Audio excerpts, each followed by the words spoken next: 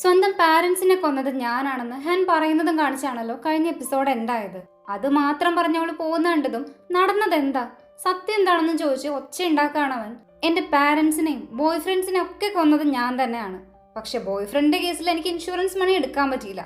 ഇതല്ല നിനക്ക് കേൾക്കേണ്ടത്. ഞാൻ എത്ര സത്യം പറഞ്ഞാലും നീ വിശ്വസിക്കില്ലല്ലോ എന്നും പറഞ്ഞ് അവള് പോവും. സിയോക്കാണെങ്കിൽ എന്ത് വിശ്വസിക്കണം എന്നറിയാതെ നിൽക്കാണിപ്പോ. ഇതിനിടെ ബാക്കിയുള്ളവരെല്ലാം ഹാനിനെ കുറ്റപ്പെടുത്തുന്ന കുറച്ച് സീൻസ് കാണിക്കുന്നുണ്ട്. മാഡം അവളെ താലോലിച്ചു കൊണ്ട് നടക്കുന്നുണ്ടെങ്കിലും അവരുടെ യഥാർത്ഥ മുഖം അതല്ല എന്ന് അവള് തിരിച്ചറിഞ്ഞിരുന്നു. മാനേജറും മാഡം ഒരുമിച്ച് അവളെ കുറ്റം പറയുന്നതൊക്കെ ഹാൻ കണ്ടിട്ടുണ്ടായി. ആരും തന്റെ സൈഡ് അല്ല എന്നുള്ളതൊക്കെ ആലോചിച്ച് നിൽക്കുന്ന ഹാനിനെ കാണിച്ച് കട്ട് ചെയ്ത സിയോക്കും സീനിയറും കൂടി സംസാരിക്കുന്നതാണ് കാണിക്കുക. ഹാനിനെതിരായിട്ടുള്ള കൂടുതൽ തെളിവുകൾ കണ്ടുപിടിക്കണ്ടെന്ന് ചോദിക്കുമ്പോൾ സിയോക്കിന്റെ മറുപടി കേട്ടതും നീ ഇപ്പോഴും ആ പെണ്ണെ വിശ്വസിക്കുന്നുണ്ടോ, നിനക്കെന്താ വട്ടാണോ എന്ന് ചോദിക്കുകയാണ് സീനിയർ. സെയിം ടൈം ദോയോണും ഹാനും കൂടി ഇരുന്ന് സംസാരിക്കുന്നതാണ് കാണിക്കുന്നത്. എല്ലാവരും എനിക്ക് എതിരായിരുന്നപ്പോഴും ചെറുപ്പം തൊട്ട് നീയല്ല എനിക്കൊപ്പം നിന്നിട്ടുള്ളത്, അതെന്തുകൊണ്ടാണെന്ന് ഹാൻ ചോദിച്ചതായിട്ട് എന്റെ സൈഡ് നിൽക്കാനും നീ മാത്രല്ലേ ഉണ്ടായുള്ളൂ എന്ന് ദോയോൺ പറയും. ഈ ടൈം അവരുടെ ഫ്ലാഷ് ബാക്ക് കാണിക്കുന്നുണ്ട്. അവിടെ ദോയിന്റെയും ദോഹയുടെയും അച്ഛൻ ഭയങ്കര കുടിയനായിരുന്നു എന്ന് മാത്രമല്ല, കുടിച്ചിട്ട് അവരെ ഉപദ്രവിക്കുകയും ചെയ്യുമായിരുന്നു. അവർക്ക് അമ്മ ഉണ്ടായിരുന്നില്ല. ഒരു ദിവസം അങ്ങനെ അച്ഛൻ അവരെ ഉപദ്രവിക്കുന്നതിനിടയ്ക്കാണ് ഹാൻ വന്ന് രക്ഷിക്കുക. അങ്ങനെ മിക്ക ദിവസവും ഹാന്റെ വീട്ടിലാണ് അവർ നിന്നിരുന്നതൊക്കെ. നമ്മുടെ ലൈഫ് ഇങ്ങനെയൊക്കെ ആയത് നമ്മുടെ തെറ്റല്ലല്ലോ.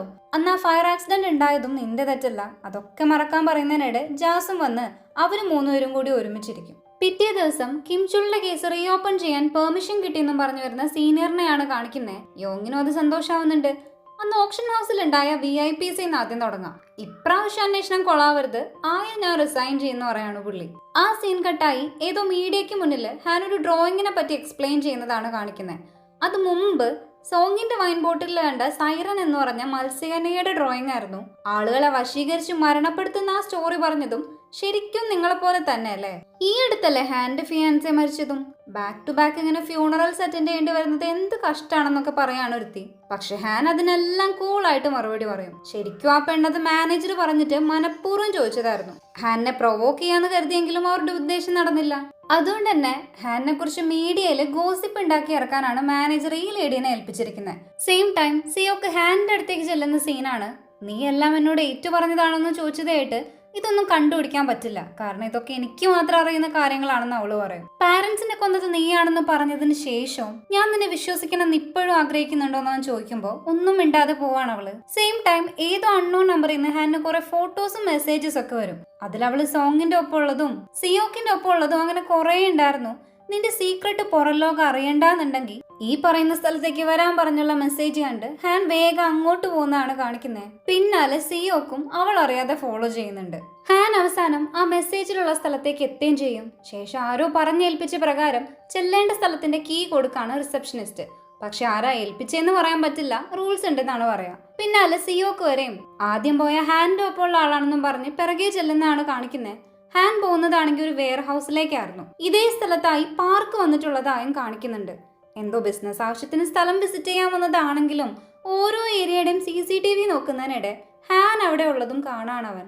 ഹാൻ ആണെങ്കിൽ വീണ്ടും അവിടെ സോങ് ആയിട്ടുള്ള ഒരു ഫോട്ടോ കണ്ടതും ആകെ ഷോക്കായി നിൽക്കുന്ന ടൈമിലാണ് സിയോക്കും അങ്ങോട്ടേക്ക് എത്താ. ഇതേ സമയം ഹാനിനെ ഒരാൾ വാച്ച് ചെയ്യുന്നതായി ശ്രദ്ധിക്കുന്നുണ്ട് അവൻ. പക്ഷെ അയാളുടെ പിറകെ പോവാൻ പറ്റില്ല, കാരണം അവളുടെ തലയ്ക്ക് മുകളിലേക്ക് വലിയൊരു ആർട്ട് പീസ് വീഴാൻ പോകുന്നത് കണ്ട് ഹീറോ ഓടി വന്ന് അവളെ പിടിച്ചു മാറ്റുന്നതാണ് കാണിക്കുന്നത്. ഇതേ സമയത്താണ് പാർക്ക് അങ്ങോട്ടേക്ക് ഓടിയെത്താ. അവനെ കണ്ടതും ഇവര് രണ്ടുപേരും ഷോക്കാവും. സീൻ അവിടെ കട്ട് ചെയ്ത് ശേഷം പാർക്കിന്റെ സെക്രട്ടറി അവൾക്ക് ബാൻഡേഡ് ഒക്കെ വെച്ചു കൊടുക്കുന്നുണ്ട്.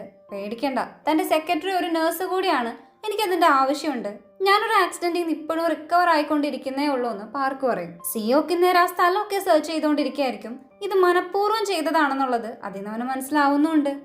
അങ്ങനെ സിയോക്ക് അതിന്റെ മാനേജറിനോട് ആ യൂണിറ്റിന്റെ ഓണർ ആരാണെന്ന് ചോദിക്കുമെങ്കിലും അത്തരം ഡീറ്റെയിൽസ് ഒന്നും പുറത്തു പറയാൻ പറ്റില്ല എന്ന് പറയാണ് അയാള്. സെയിം ടൈം എന്നാ പിന്നെ ഞാൻ ഈ കോൺട്രാക്ട് സൈൻ ചെയ്യണോ വേണ്ടോ എന്ന് ഒന്നുകൂടി ആലോചിക്കേണ്ടി വരുമെന്നും പറഞ്ഞ് പാർക്ക് വരും. പാർക്കും അതിന്റെ ഓണർ ആരാണെന്ന് പറയാൻ മാനേജറിനെ നിർബന്ധിക്കുന്നതായി കാണിച്ച് കട്ട് ചെയ്ത ഹാൻ ഇവിടെ ആ ഫോട്ടോയും നോക്കിയിരിക്കാൻ നേരം സോങ്ങിന്റെ ഒപ്പമുള്ള പഴയ കാര്യങ്ങളും അവൻ മരിച്ചതൊക്കെയാണ് ഓർമ്മയിലേക്ക് വരാം. ഇതേ സമയം പാർക്ക് എന്തിനാ ഇപ്പൊ ഇങ്ങോട്ട് വന്നെന്ന് ഹീറോ ചോദിക്കുമ്പോൾ എന്റെ ഒരു പുതിയ വെഞ്ചറിന് വേണ്ടി ഒരു വെയർ ഹൗസിന്റെ ആവശ്യമുണ്ട്, അത് നോക്കാൻ വന്നതാണെന്നും അല്ല നിങ്ങൾ എന്താ വന്നതെന്ന് പാർക്ക് തിരിച്ചു ചോദിച്ചതായിട്ട് ബിസിനസ് ആവശ്യത്തിന് വന്നതാണെന്നും പറഞ്ഞ് ഹാൻ വരാണ് അങ്ങോട്ട്. ശേഷം പാർക്കിനോട് താങ്ക്സ് ഒക്കെ പറഞ്ഞ് അവള് സിയോക്കിനെയും കൂട്ടി പോവുകയും ചെയ്യും. അവിടെ നിന്ന് ഇറങ്ങിയതിന് തൊട്ട് പിന്നാലെ സിയോക്ക് എന്നെ ഫോളോ ചെയ്യാറുന്നല്ലേന്ന് അവള് ചോദിക്കുമ്പോ ചെയ്തത് നന്നായില്ലേ, ആരോ ഇത് കരുതിക്കുട്ടി ചെയ്തതാണെന്ന് എനിക്ക് മനസ്സിലായില്ലേന്ന് പറയാണ് അവൻ. പാരന്റ്സിനെ കൊന്നത് നീയാണെന്ന് പറഞ്ഞെങ്കിലും അതങ്ങനെ അല്ലാതിരിക്കാനുള്ള കാരണങ്ങളാണ് ഞാൻ ഇപ്പൊ അന്വേഷിച്ചുകൊണ്ടിരിക്കുന്നതെന്ന് പറയുന്നത് കാണിച്ച് കട്ട് ചെയ്താ. പോലീസ് വിളിച്ചിട്ട് മാനേജർ അന്ന് ഓപ്ഷൻ ഹൗസിലേക്ക് വന്ന VIPസിന്റെ ഡീറ്റെയിൽസ് പറഞ്ഞു കൊടുക്കായിരിക്കും. അതിൽ പാർക്കിനെ കുറിച്ചും അവർ ചോദിക്കുന്നുണ്ട്. അയാൾ ഹാനായിട്ട് ഭയങ്കര ക്ലോസ് ആണെന്നും പറയും. പിന്നൊരുത്തൻ ദേ ദോയൂണാണ്, അവനും ഈ ഹാനിനെ തലേ കയറ്റി വെച്ചേക്കാണെന്നൊക്കെ പറയുന്നുണ്ട് അയാള്. പിന്നീട് സീനിയറും ടീമും ഇതിനെ പറ്റി ആലോചിക്കുമ്പോഴും കിംചുള് മരിച്ച സമയത്ത് ദോയൂണും അവിടെ ഉണ്ടായിരുന്നു, അതും ഹാനിന്റെ കൂട്ടാളിയായിട്ട് തന്നെ. അവളുടെ നിരപരാധിത്വം തെളിയിച്ച എവിഡൻസ് കൊണ്ടുവന്നതും അവനാണെന്നൊക്കെ ചിന്തിച്ച് ദോയൂണിലേക്കും അവരുടെ ഡൗട്ട് പോകുന്നുണ്ട്. ഇതേ സമയം ഹാൻ ആണെങ്കിൽ അവൾക്ക് വന്ന മെസ്സേജിനെ പറ്റിയൊക്കെ സിയോക്കിനോട് പറഞ്ഞുകൊണ്ടിരിക്കുകയാണ്. ശേഷം ഇതിന് പിന്നിൽ ഇനി പാർക്കായിരിക്കും എന്നൊക്കെയാണ് അവർ ചിന്തിക്കുന്നുണ്ടാവുക. പക്ഷേ വെയർഹൗസിലെ വേറൊരുത്തൻ ഹാനിനെ വാച്ച് ചെയ്യുന്നുണ്ടായിരുന്നു. ചിലപ്പോൾ അവൻ ഇപ്പോഴും നമ്മളെ ഫോളോ ചെയ്യുന്നുണ്ടാവും എന്ന് പറയാണ് സിയോക്ക്. എന്നിട്ട് അത് കഴിഞ്ഞ് ഹീറോളെ ഫ്ലാറ്റിൽ ഡ്രോപ്പ് ചെയ്യുന്ന സമയത്തും ഒരാൾ അവരെ ഫോളോ ചെയ്യുന്നതായി ശ്രദ്ധിക്കുന്നുണ്ട്.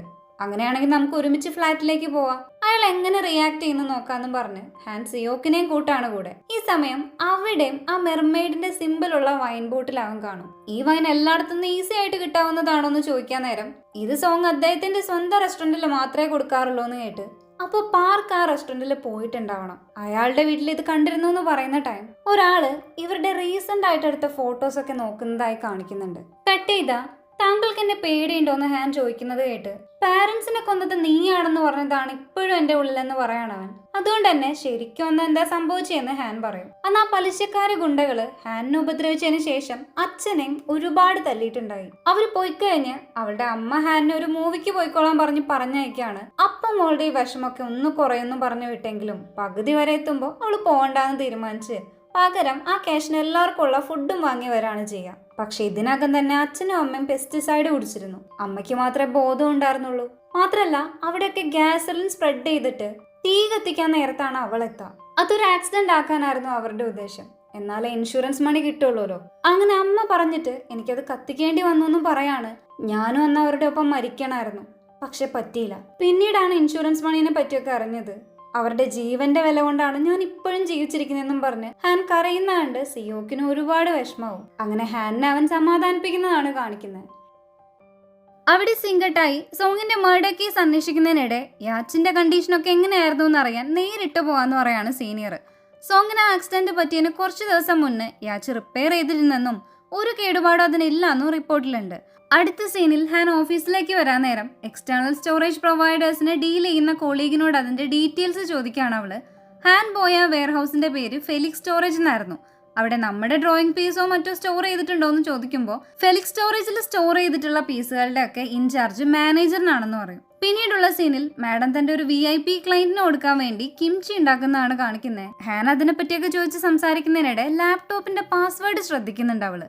അത് കഴിഞ്ഞ് ഓപ്ഷൻ ഹൗസിലെ വേറൊരു എംപ്ലോയി ആ ഗിഫ്റ്റ് കൊണ്ട് കൊടുക്കുന്നതായും കാണിച്ച് കട്ട് ചെയ്താ സീനിയറും യോങ്ങും ആ യാച്ച് റിപ്പയർ ചെയ്ത ആളെ കാണാൻ വന്നിരിക്കുകയാണ്. സോങ്ങിന് ആക്സിഡന്റ് പറ്റുന്നതിന് മുന്നത്തെ ദിവസം ഞാനത് ഫുള്ള് റിപ്പയർ ചെയ്തിരുന്നു. പക്ഷെ ആ സംഭവത്തിന് ശേഷം എഞ്ചിനും സ്റ്റാർട്ടറും ലൂസ് ആയിട്ടാണ് ഉണ്ടായിരുന്നത്. അതങ്ങനെ സംഭവിച്ചു എന്ന് അറിയില്ല എന്ന് പറയും. അങ്ങനെ അവരുടെ സംസാരത്തിനിടെ റിപ്പയർ ചെയ്തത് ചെക്ക് ചെയ്യാൻ വന്നതൊക്കെ സോങ്ങിന്റെ ഫ്രണ്ട് ആണെന്നും ആ ഫ്രണ്ട് ദോയൂൺ ആണെന്നും ഇവർക്ക് മനസ്സിലാവും.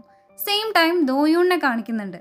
ചെറിയ ഹെൽത്ത് ഇഷ്യൂ ഉണ്ടായിട്ടും വർക്ക് പെൻഡിങ് ഉണ്ടെന്നും പറഞ്ഞ് പോകുന്നത് കണ്ട് ആ ഹാൻ പറഞ്ഞിട്ടായിരിക്കും അല്ലേ കണ്ണിച്ചോരില്ലാത്തോളെന്നും പറഞ്ഞ് ചീത്ത പറയാണ് ദോഹ. അപ്പോൾ ഹാൻ ഈ ടൈം സോങ്ങിന്റെ ഒപ്പം ഉണ്ടായിരുന്ന ആ ഫോട്ടോ കീറിക്കളയുന്നതും കാണിച്ച് കട്ട് ചെയ്താ പിറ്റേ ദിവസം അടുത്ത പബ്ലിക് സെയിലിന് ചീഫ് ഓപ്ഷണറായിട്ട് നിങ്ങളിൽ ഒരാളെ സെലക്ട് ചെയ്യുന്നൊക്കെ പറയുന്നതിനിടെ ഹീറോ വരാണ് അങ്ങോട്ട്. അവരുടെ ക്ലോസ് ആയിട്ടുള്ള പെരുമാറ്റം കണ്ട് കൊളീഗ്സിനും എന്തൊക്കെയോ ഡൗട്ട് അടിക്കുന്നുണ്ട്. സിയോക്കും ഹാനും അങ്ങനെ ലഞ്ച് കഴിക്കാൻ ജാസിന്റെ ബാറിലേക്ക് വന്നേക്കാണിപ്പോ. ഇവർ ഒരുമിച്ചിരുന്ന് ലഞ്ച് കഴിക്കുന്ന കണ്ടതും അവർ ഡേറ്റിംഗിലാണെന്ന് ഇവർ ഉറപ്പിക്കും. ശേഷം പാർക്കിനെ കുറിച്ച് ചോദിക്കുമ്പോൾ അന്നത്തെ ഓപ്ഷന് ഒരാഴ്ച മുന്നത്തെ പരിചയം മാത്രമേ പാർക്കായിട്ടുള്ളൂ എന്ന് അവൾ പറയുന്നുണ്ട്. പക്ഷെ എന്താണെന്ന് അറിയില്ല, അയാൾക്ക് എന്നെ നല്ല പോലെ അറിയാന്നുള്ളൊരു ഫീലിംഗ് തോന്നാറുണ്ടെന്ന് പറയാണ്. ഇവരിങ്ങനെ ഒരുമിച്ചിരുന്ന് ഫുഡ് കഴിക്കുന്നത് ദോയൂണും കാണുന്നുണ്ട്. അപ്പോൾ അവിടെ സീൻ കട്ടായി സീനിയറും ടീമും ആ ഫോണിലുള്ള ഹാൻഡ് വോയിസ് റെക്കോർഡിങ്സ് കേട്ടോണ്ടിരിക്കുന്നതിനിടെ സോങ് മരിച്ച വിവരം വിളിച്ച് പറയുന്ന ദോയൂണിന്റെ വോയിസും കേൾക്കുന്നുണ്ട്. വീണ്ടും കട്ട് ചെയ്ത് കാണിക്കുന്നത് ആ ഹാക്കറിനെ ആയിരിക്കും. എല്ലാ സിഇഒയുടെ ഫോട്ടോസ് ഉള്ള സൈറ്റാണിത്. പക്ഷെ പാർക്കിൻ്റെത് മാത്രമല്ല. ഞാനപ്പോൾ അവൻ കാണാൻ കൊള്ളാത്തോണ്ട് ഇടാത്തതാവുന്ന വിചാരിച്ചെങ്കിലും അവനെ കാണാൻ നല്ല ഹാൻഡ്സ് ആണല്ലോ. പിന്നെന്താ അവൻ ഈ ഫോട്ടോസ് ഒന്നും ഇടാത്തെന്നും പറഞ്ഞ് അത് കാണിക്കുന്നതിനിടെ സിറിയയില് ഹാന്റെ ബോയ് ഫ്രണ്ട് സുഹോ വർക്ക് ചെയ്തിരുന്ന അതേ ടീമില് പാർക്ക് നിൽക്കുന്ന ഫോട്ടോ കാണാൻ അവൻ. അപ്പൊ തന്നെ സിയോക്ക് ഏതോ ലൈബ്രറിയിൽ ഇതിനെപ്പറ്റി അന്വേഷിക്കാൻ പോകുന്നുണ്ട് ആ വോളണ്ടിയർ വർക്കിന്റെ ഫോട്ടോസ് ഒക്കെ ഉള്ള ഒരു ആൽബം അവിടെ ഉണ്ടായിരുന്നു. അന്നത്തെ സ്റ്റാഫുകളിൽ പാർക്കും ഉണ്ടായിരുന്നോ എന്ന് അന്വേഷിക്കാൻ പോയതാണ് അവൻ. പക്ഷെ ആ പേരിൽ ഒരാൾ ഉണ്ടായിരുന്നില്ല എന്ന് പറയും. പക്ഷെ ഞങ്ങളുടെ ജാക്കറ്റ് ഒക്കെ ഇട്ട് നിൽക്കുന്നതുകൊണ്ട് പെട്ടെന്ന് ജോയിൻ ചെയ്ത് സ്റ്റാഫ് ആവാനും ചാൻസ് ഉണ്ടെന്ന് പറയുന്നുണ്ട്. അന്ന് സുഹോടൊപ്പം വർക്ക് ചെയ്തിരുന്ന ഒരാൾ ഇപ്പോഴും ഇവിടെ ഉണ്ടെന്നും പുള്ളിക്ക് അറിയാൻ പറ്റുമെന്നും പറഞ്ഞ് അദ്ദേഹത്തിന്റെ ഡീറ്റെയിൽസ് കൊടുക്കാൻ വന്നിട്ട് ഇതേ സമയം യോങ് സിയോക്കിന്റെ സീനിയറിനെ കാണാൻ വന്നിരിക്കുന്നതാണ് കാണിക്കുന്നത്. ഞാനിപ്പോ ഹാനിന് വല്ല കൂട്ടാളി ഉണ്ടോന്നാ അന്വേഷിക്കുന്നെന്നും അവളുടെ പാരന്റ്സിന്റെ ആ ഫയല് തരാൻ പറ്റുമെന്ന് ചോദിക്കുമ്പോൾ സീനിയറും തരാമെന്ന് പറയും. ഇതിനിടെ സിയോക്ക് അങ്ങോട്ട് വരെയും യോങ്ങിനെ അവിടെ കാണുകയും ചെയ്യും. നീ എന്തിനാ ഇങ്ങനെയൊക്കെ ചെയ്യുന്നതെന്ന് അവൻ ചോദിക്കുന്നതായിട്ട് ഹാൻ അവളുടെ പാരന്റ്സിന്റെ ഇൻഷുറൻസ് മണി എടുത്തു എന്ന് അറിഞ്ഞിട്ടും നീ എന്തായി കാട്ടിക്കൂട്ടുന്നെന്ന് തിരിച്ചു ചോദിക്കുകയാണ് യോങ്. അതൊരു സൂയിസൈഡ് അറ്റംപ്റ്റ് ആയിരുന്നു. അന്ന് ഹാൻ അതിന്ന് കഷ്ടിച്ച് രക്ഷപ്പെട്ടതാ. അവളൊരു വിക്ടിം ആണെന്ന് പറയാണവൻ. പക്ഷെ യോങ് ഇതൊന്നും വിശ്വസിച്ചിട്ടില്ല. അവിടെ സിങ്കട്ട് ചെയ്ത ഹാൻ ആ സിറിയയുടെ ടൈറ്റിലുള്ള ഡ്രോയിങ് നോക്കി നിൽക്കുന്നതാണ് കാണിക്കുന്നത്. ഇതേ സമയം ദോയൂണിനെ പോലീസ് ചോദ്യം ചെയ്യാൻ വിളിപ്പിച്ചേക്കായിരിക്കും. യാച്ചിന്റെ റിപ്പയർ നടന്ന കാര്യത്തെപ്പറ്റി ചോദിക്കാൻ നേരം സോങ്ങിന് ടൈം ഇല്ലാത്തതുകൊണ്ട് അതിന്റെ സേഫ്റ്റി ഒക്കെ ചെക്ക് ചെയ്യാൻ ഹാൻ ആണ് തന്നെ പറഞ്ഞയച്ചെന്നും കീ തന്നതും ഹാൻ തന്നെയാണെന്ന് പറയുന്നുണ്ട്. ഇതിനിടെ 2-3 പ്രാവശ്യം ഹാന്റെ കോൾ അവന് വരുന്നുണ്ടെങ്കിലും അറ്റൻഡ് ചെയ്തോളാൻ സീനിയർ പറഞ്ഞിട്ടും ദോയൂൺ അത് കട്ട് ചെയ്യാണ് ചെയ്യുക. അത് കഴിഞ്ഞ് സിറിയയിൽ സുഹോടൊപ്പം വർക്ക് ചെയ്തിരുന്ന ആളോട് ഹീറോ സംസാരിക്കുന്നതാണ് കാണിക്കുന്നത്. സുഹോയുടെ ആക്സിഡന്റിനെ പറ്റി ചോദിച്ചതും അതിന് കാരണം ആ ഹാൻ ആണെന്ന് എടുത്ത വഴി അയാൾ പറയും. ഞാനിപ്പോ കൊറിയയിൽ എത്തിയതേ ഉള്ളൂ, എയർപോർട്ടിലാണെന്ന് കേട്ട് ഹീറോ നേരിട്ട് അയാളെ മീറ്റ് ചെയ്യാൻ പോവാണിപ്പോ. അങ്ങനെ ഇപ്പൊ അവൻ തന്നെ നേരിട്ട് എയർപോർട്ടിലേക്ക് ചെന്ന് അദ്ദേഹത്തെ പിക്ക് ചെയ്ത് വീട്ടിലേക്ക് കൊണ്ടുപോവാണ്. സെയിം ടൈം ഇതെല്ലാം ഒരാൾ വാച്ച് ചെയ്യുന്നതായും അവരെ ഫോളോ ചെയ്യുന്നതായും കാണിക്കുന്നുണ്ട്. അങ്ങനെ പോകുന്ന വഴി ഹീറോ പാർക്കിനെ പറ്റി ചോദിക്കുമ്പോൾ അദ്ദേഹത്തിന് അവനെ അറിയായിരുന്നു. പാർക്ക് ശരിക്കും ഇവരുടെ ടീമിലുള്ള ആളായിരുന്നില്ല. അവന് സേവനം ഭയങ്കര ഇഷ്ടമായതുകൊണ്ട് വന്ന് ചെയ്തിരുന്നതാണെന്നേ ഉള്ളൂ. പാർക്കിന്റെ ഫാമിലി ഒക്കെ നല്ല റിച്ച് ആയിരുന്നെന്നും അങ്ങനെ സിറിയയിലും വന്നിരുന്നു എന്ന് പറയുന്നതിനിടെ ഒരു കാറ് റിവേഴ്സ് എടുത്ത് ഇവരെ ഇടിക്കാൻ വരുന്നതാണ് കാണിക്കുന്നത്. സിയോക്ക് അങ്ങനെ കാറ് വെട്ടിച്ചതും അതൊരു ഡിവൈഡറിലിടിച്ച് വണ്ടി തെറിച്ചു പോകുന്നതാണ് കാണിക്കുക. ഇതേ സമയം അവിടേക്ക് ഹാൻ വരുന്നതായി കാണാം. ചോരയിൽ ഒളിച്ച് ബോധം മറഞ്ഞു പോയിക്കൊണ്ടിരിക്കുന്ന സിയോക്കിനെ നോക്കി ഹാൻ നിൽക്കുന്നതും കാണിച്ചാണ് എപ്പിസോഡ് എൻഡ് ആവുന്നത്. ശരിക്കും ഇതിനെല്ലാം പിന്നിൽ ഹാൻ ആണോ എന്നൊക്കെ നമുക്ക് അടുത്ത എപ്പിസോഡിലൂടെ കാണാം. താങ്ക്